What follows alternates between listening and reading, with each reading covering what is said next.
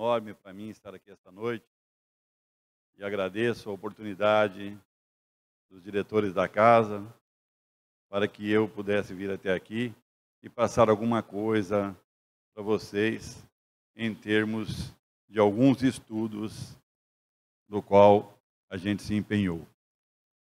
Vamos falar hoje um pouco sobre o agradecimento. O agradecer sempre. Primeiro, quem agradece sempre, dificilmente terá um quadro de depressão. Quem dobrou seu paraquedas hoje? José levantou de manhã, dirigiu-se a um supermercado para comprar as coisas necessárias ao desjejum de seus familiares. Na ocasião, comprou leite, manteiga, uma manteiga francesa, comprou presunto, mussarela, pão, e levou para os seus familiares fazerem o desjejum. Para que os familiares de José pudessem tomar o café da manhã com tranquilidade e no sentido de que o seu corpo físico recebesse os benefícios dos alimentos, foi necessário que uma vaquinha tenha sido ordenhada nos rincões da França e o seu leite levado ao laticínio, preparado, feito o processamento para se tornar a manteiga, depois o transporte, a expedição e o transporte até um porto ou até um aeroporto, para que fosse transportado até o Brasil e eles tivessem o prazer de degustar uma manteiga fabricada na França. Da mesma forma que a manteiga poderia ter sido fabricada por uma vaquinha em algum rincão do nosso Brasil. Também haveria necessidade de todo esse transporte, todo o processamento, para que houvesse o deguste dos familiares de José, assim como o deguste nosso e de nossos familiares em cada dia de nossas vidas. E foi necessário que se matasse um porquinho em algum canto do nosso Brasil para que pudesse estar à mesa fatias de presunto e o café colhido, também secado, torrado, moído, preparado, embalado para que chegasse à nossa mesa. Entre outras coisas, tudo isso que se passa desde o nosso amanhecer, desde a hora que acordamos de manhã, até o final do dia, a hora que chega a noite, vamos nos recolher, vamos dormir. Quantas e quantas pessoas estão interligadas e quantas pessoas estão fazendo alguma coisa em benefício umas das outras. Porque nós não temos condições de vivermos em nosso planeta, na situação atual do nosso espírito, do nosso corpo físico, sem precisarmos de alguém que possa fazer alguma coisa em nosso benefício. Mesmo o ermitão que vive sozinho na mata, ele necessita de que a natureza lhe socorra através de animais, através de frutas silvestres e outras coisas mais, para que ele tenha o seu sustento e que possa ter a sua existência de uma forma mais ou menos sustentável. Nós temos algumas palavras de Gandhi, uma frase de Gandhi, que quando ali Confesso, não percebi a grandeza do que ele queria dizer com uma frase tão curta, mas tão interessante. E essa frase de Gandhi é o seguinte: ele disse assim: eu não posso te magoar sem me ferir. Aí, quando eu li essa frase, achei mais ou menos normal. Mas depois veio um insight e eu comecei a pensar: eu não posso te magoar sem me ferir. Por quê? Por que eu não posso te magoar sem me ferir? Porque quando eu magoo alguém, quando eu faço algum mal a alguém, eu estou produzindo para a minha vida, para o meu espírito, um karma negativo. Eu estou ficando devedor do cosmos. E de uma maneira ou de outra eu vou ter que pagar essa dívida. E como que eu vou poder pagar essa dívida? Só fazendo bem. Só trabalhando ao contrário e vivendo o amor que o nosso Mestre ensinou, que o Cristo nos ensinou. Porque se nós não trabalharmos este amor e esses ensinamentos de Cristo em nós, e continuarmos vivenciando o ódio, o amor, o rancor, é claro que estaremos prejudicando a nós mesmos e atrasando a nossa caminhada evolutiva, a nossa subida de degrau, de volta para o nosso Criador, no retorno ao nosso Criador. Dois amigos estavam acostumados a atravessar um deserto, conheciam o caminho, estavam sempre juntos, mas naquele dia eles seguiram a caminhada que eles tinham que fazer no deserto, o trajeto deles, mas bobearam no sentido de aprovisionamento da comida e da água. Um achou que o outro havia pego as provisões e o outro achou que o outro havia pego as provisões. E quando se deram conta, estavam já bem no meio do deserto, bem no meio do trajeto que eles tinham que fazer. E quando se deram conta que a água era pouca e que as provisões não dariam para que eles chegassem ao destino, começaram a discutir entre eles que um era culpado, que o outro era culpado, porque o outro devia ter pego, o outro devia ter pego, e começou aquela discussão e brigaram.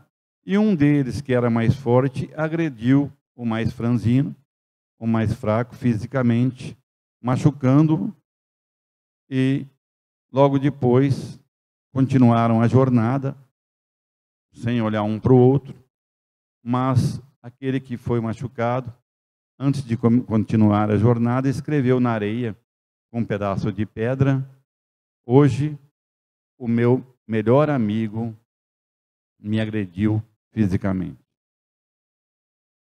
Escreveu com a pedra na areia. Mas continuaram a caminhada. E um necessitava do outro. E seguiram. Até chegarem, como conhecedores que eram dos caminhos, chegaram até um oásis, exauridos pela falta de alimento e falta de água. Neste oásis havia uma parte que era profunda.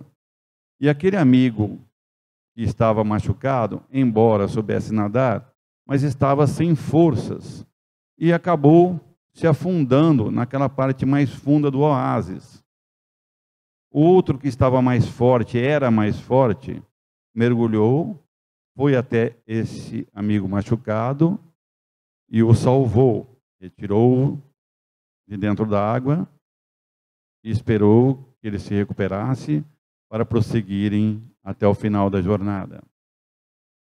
Esse amigo que foi salvo, depois de restabelecido do quase afogamento, pegou de uma pedra e uma outra pedra, batendo em cima dessa pedra pequena, numa pedra maior, escreveu, uma pedra grande no deserto: hoje o meu melhor amigo salvou a minha vida. Como da primeira vez ele escreveu na areia, o vento no deserto veio e apagou o mal que o amigo lhe fez.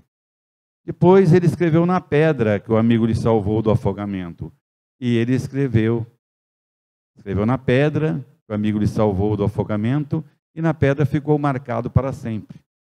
Nunca mais seria apagado. Nós, ao longo de nossas vidas, nós criamos expectativas em relação às pessoas, principalmente em relação aos nossos amigos. E esquecemos que os nossos amigos também são seres imperfeitos em caminhada de evolução.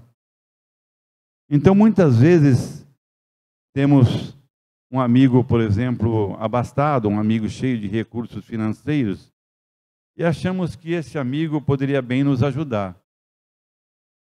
E, de repente, esse amigo até nos ajuda, nos dando de presente um carro. E nós chegamos em casa e comentamos com a esposa: olha, você vê, o Zeca nos deu o carro, mas o dinheiro que ele tem, ele tinha que ter nos dado um carro, uma casa. Ele nos deu um carro, teria que ter nos dado uma casa, porque ele tem muito dinheiro e um carro só é pouco para ele. Então, as expectativas que nós criamos em relação às pessoas que convivem conosco, e principalmente em relação aos nossos amigos, muitas vezes podem nos deixar frustrados. Porque eu, particularmente, demorei em torno de 50 anos para tirar da minha vida, tirar da minha mente, do meu psicológico, a análise de querer que as pessoas fossem como eu sou. Então, quando a pessoa tinha um determinado comportamento em relação a mim, eu ficava contrariado e ficava com uma frustração, com uma tristeza tremenda. Para chegar, agora há poucos anos, e perceber que eles são do jeito que são. E eu tenho que aceitá-los como eles são, porque cada um de nós é um mundo por si. Cada um de nós é diferente um do outro, nas reações, no comportamento, no grau emocional, no grau espiritual. Então nós não podemos exigir que ninguém seja igual a nós. A partir do momento que nós compreendermos que as pessoas não são como nós viveremos melhor com elas. Nós teremos mais amigos e viveremos nos relacionando de uma forma bem mais tranquila e serena.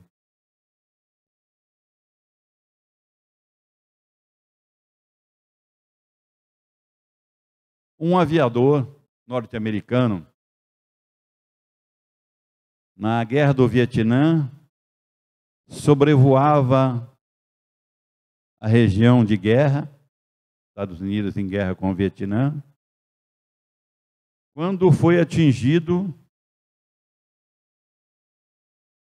por um canhão antiaéreo e teve o seu avião incendiado. Ejetou a sua poltrona e, correndo tudo certo, ele apertou, puxou o paraquedas abriu e ele desceu, embora tenha caído próximo a campos de concentração e a campos de soldados vietnamitas, ele conseguiu se salvar. Foi preso, ficou durante 5 a 6 anos, durante quase todo o período da guerra dos Estados Unidos com o Vietnã. Ele ficou preso e depois, quando terminou a guerra, ele ainda vivo, retornou aos Estados Unidos.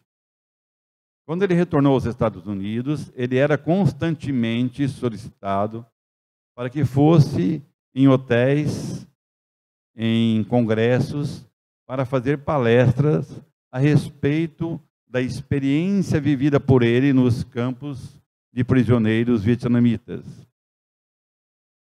Certa ocasião, ele estava em um hotel de luxo, num determinado lugar dos Estados Unidos. Terminada a palestra, recolheu-se até o bar para tomar um suco, quando de repente ouviu uma voz a chamá-lo. Tenente Jansen, Tenente Jansen, Tenente Jansen. Ele olhou e avistou uma pessoa vindo em direção a ele. Não conheceu, a pessoa chegou próxima, ele perguntou: quem é você? O senhor não é o Tenente Jansen? A pessoa disse: ele falou: sou eu. Pois é, o senhor, fiquei sabendo que o senhor teve seu avião abatido, mas o senhor conseguiu se salvar, agora profere palestras e tudo mais. Não, realmente, eu tive meu avião batido, mas eu ejetei, puxei o paraquedas, ele abriu, e eu consegui me salvar, embora tenha ficado preso nos campos de prisioneiros vietnamitas. E você, quem é? Eu sou, tenente, o soldado Maicon. Eu fazia parte da sua companhia. E naquele dia, foi eu quem dobrei o seu paraquedas.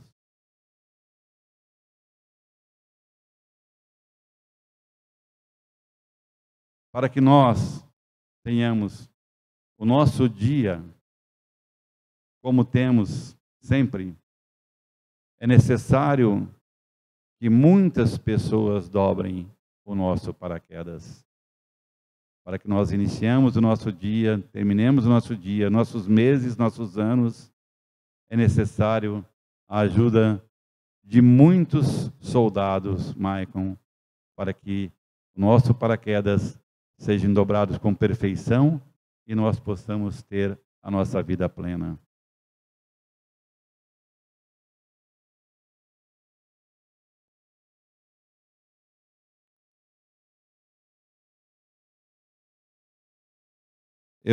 Pessoal, geralmente, palestrantes, Divaldo Franco, tem vários palestrantes que terminam as suas palestras lendo um poema, falando um poema decorado, já decorado, eu ainda não consegui decorar, de Amélia Rodrigues, que é um poema de agradecimento a Deus pela vida e por todas as coisas que a vida nos oferece. Porque a nossa vida é uma coisa simplesmente maravilhosa. E nós, ao longo de nossas vidas, nós tiramos dessa terra linda e maravilhosa que Deus nos deu para podermos fazer a evolução do nosso espírito. Tiramos dessa terra para nossa alimentação, em nossas vidas, em torno de 20 toneladas de alimentos. E deixamos em troca, para exaurir a terra, 20 toneladas de excrementos. Temos que agradecer a Deus todo instante, a todo instante e todas as coisas de nossa vida, desde a água que bebemos tão gostosamente, que nos mata a sede do corpo físico, e o presente que Ele nos deu maravilhoso, que eu particularmente não teria nenhuma bússola de direção se não fosse esse presente de Deus para nossas vidas, que é nosso Senhor Jesus Cristo. Então, falando da prece, do poema da gratidão de Amélia Rodrigues, eu vou fazer diferente hoje. Eu vou ler o poema da gratidão de Amélia Rodrigues, às vezes com um pouco de ênfase. E vocês, se quiserem fechar os olhos, tudo bem. Se quiserem ficar com os olhos abertos, tudo bem também. A cada instante que eu disser alguma coisa do agradecimento de Amélia Rodrigues neste poema maravilhoso, vocês mentalizem exatamente aquilo que eu estiver falando do poema. Se o agradecimento for das mãos, vocês mentalizem as suas mãos e assim por diante. Cada órgão que ela disser no poema, vocês vão mentalizando e fazer o agradecimento dessas coisas em vocês mesmos. Vocês vão ver que gostoso, que bem-estar que vai proporcionar. Então eu vou começar a leitura do poema e vocês fiquem à vontade, ou fechem os olhos ou com os olhos abertos.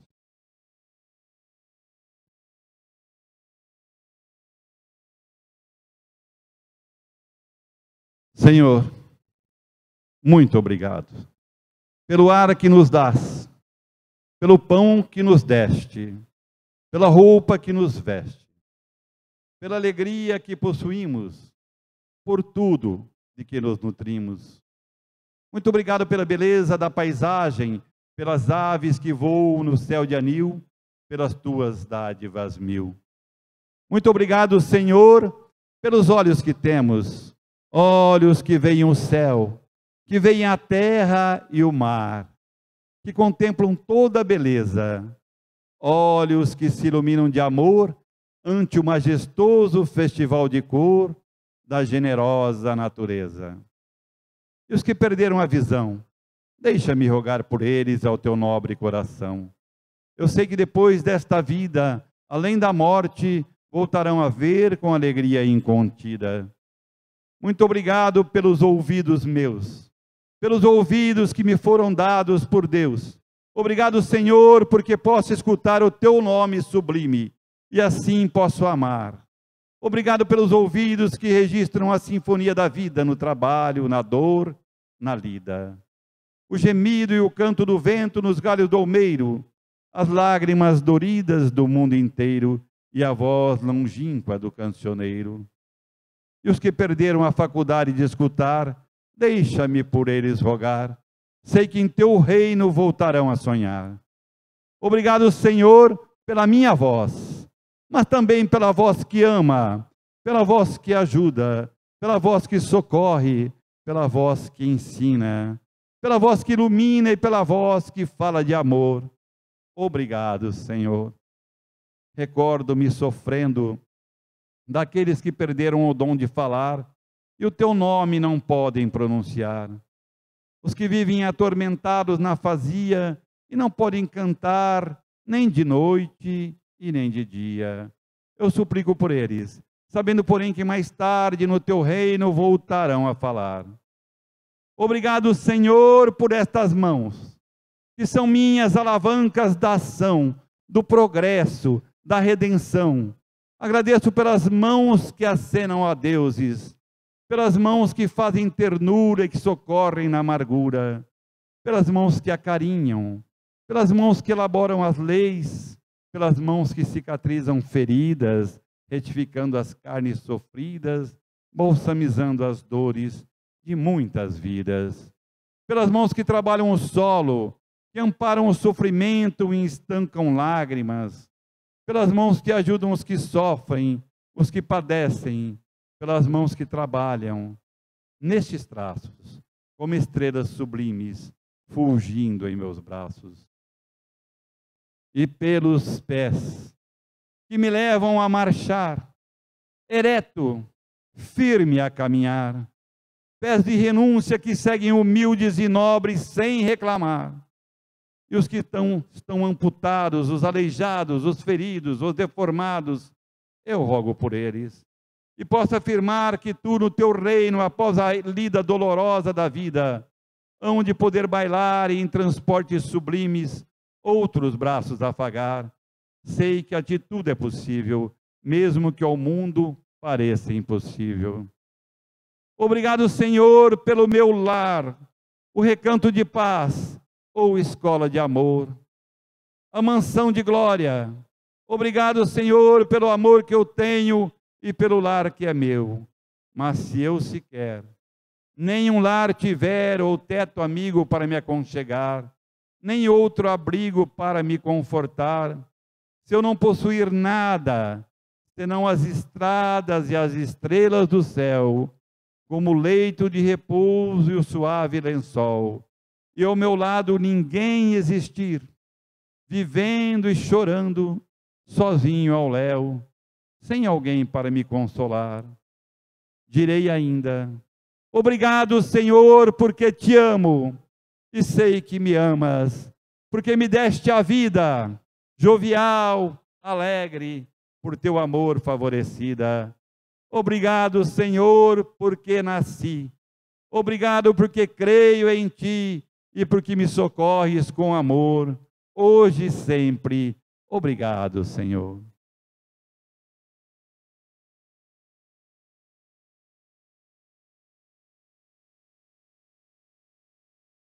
Deus, em sua infinita bondade, nos confere recursos e dons para atravessarmos a nossa existência em superação, na confiança nele e na certeza da justiça dele.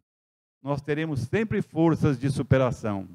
Só que temos que pegar esses dons e usar esses dons em benefício das pessoas que estão ao nosso lado, das pessoas que convivem conosco, para que nós possamos fazer com que esses dons continuem em nós. Porque se nós deixarmos de usar os dons que Ele nos deu, automaticamente eles vão cair em desuso e não vão ter mais utilidade para nós e nem para as pessoas que convivem conosco.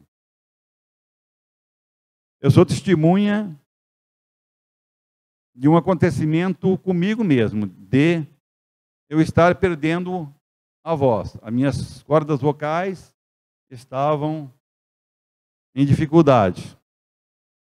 E eu conversando com uma determinada pessoa, ela me disse: você está muito tempo parado, muito tempo sem falar.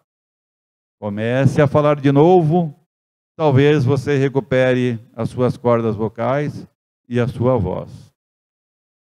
Pode ser que a minha voz seja um dos dons que Deus deixou para a minha existência. E eu não estava fazendo uso dela.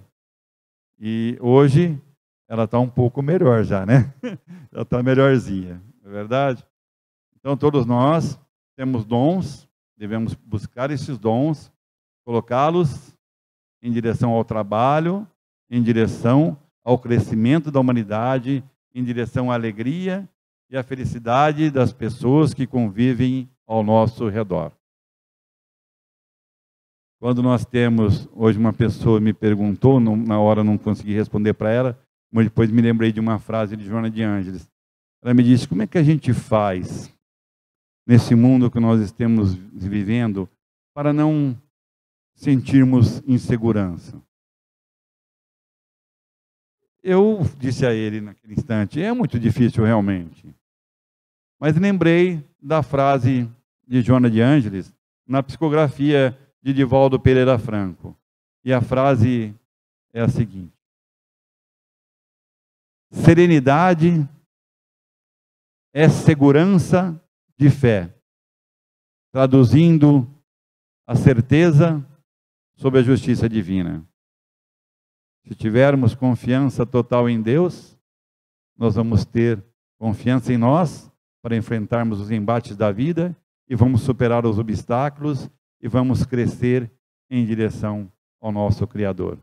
Agradecendo a Ele mais uma vez por ter nos dado Jesus, rogamos a Jesus nesse instante que Ele possa penetrar os nossos corações e que ao sairmos daqui possamos levá-lo conosco e todas as pessoas que contato tiverem conosco hoje e em todos os dias de nossas vidas possam sentir a presença do Divino Amigo em nós. Assim seja.